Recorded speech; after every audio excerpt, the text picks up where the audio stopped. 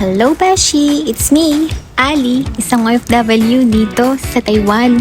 Day off nga ulit natin ngayon mga Besh, kaya tara, samahan niyo kong pasyalan ang pinakamalaking zoo sa buong Asia. Ito ay ang Taipei Zoo. At para tayo ngayon makarating ng Taipei Zoo mga Besh, kinakailangan nating sumakay ng train. So mula dito sa Taipei Main Station, sumakay lang tayo ng Red Line para makarating ng Daan Station para makapag-transfer sa Brown Line going to Taipei Zoo. Mula nga sa Taipei Zoo Station mga Besh, naglakad lang tayo ng kaunti para makarating dito sa Taipei Zoo. Pagdating nga natin ng Taipei Zoo mga Besh, mainit na, kaya agad tayong bumili ng ating ticket na nagkakahalaga ng 100 NT bawat isang tao para tayo ay makapasok sa loob. Pagpasok nga natin sa loob Beshi, nagutom agad tayo, kaya bumili muna tayo ng makakain nang may lakas tayong libutin ang napakalawak at napakalaking zoo na ito. At dito nga tayo unang napadpad Beshi, kung saan naroon ang cute na pandang ito. Pagkatapos nga natin siyang makita at makapagpa-picture, lumipat na rin agad tayo dito Beshi, sa may tropical rainforest kung tawagin. Dito mga Besh, may aquarium sila na naglalaman ng malalaking isda. Kaya na lamang ng isang yan no? Kakaumpisa pa nga lang natin ito Beshi sa paglilibot, pero na-amaze na agad tayo sa mga nakikita natin dito sa loob.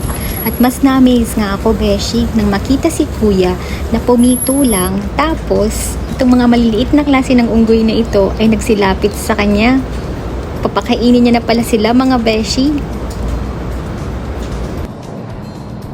Sa lawak at laki nga nitong zoo mga Beshi, kahit saan tayo tumingin ay talagang makakita tayo ng iba't ibang klase ng mga hayop, gaya na lamang ng isang leopard na ito na nagpapahinga tuon sa may itaas.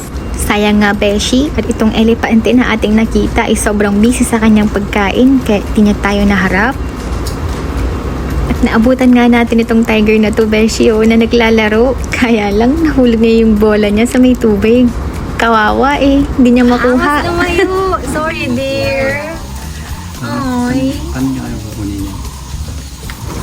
At sa mga nagbabalak nga sa inyo, Beshi, na pumasyal din dito sa Taipei Zoo, isa lang ang papayo ko sa inyo.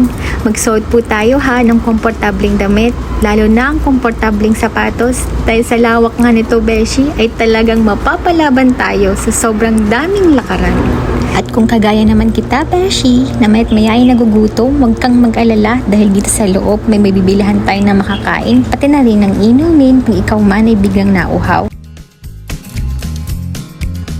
At sa pagpapatuloy nga ng ating paglilibot-libot dyan, Beshi, ay bigla tayong napaisip kung gaano tayo kapalad at binigyan tayo ng pagkakataon ng Panginoon para masilayan ang gantong mga klaseng nilikha niya.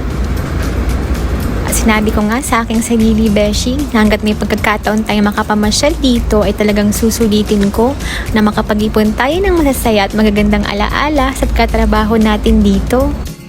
At dito na nga natin tinapos ang pamamasyal, Beshi, sa may zoo gift shop nang makapamili tayo ng souvenir na makakapagpapaalala sa atin na tayo ay nakarating sa lugar na ito. So paano mga Beshi? Hanggang dito na lang muna ulit ha. Ako nga pala si Ali, isang OFW dito sa Taiwan.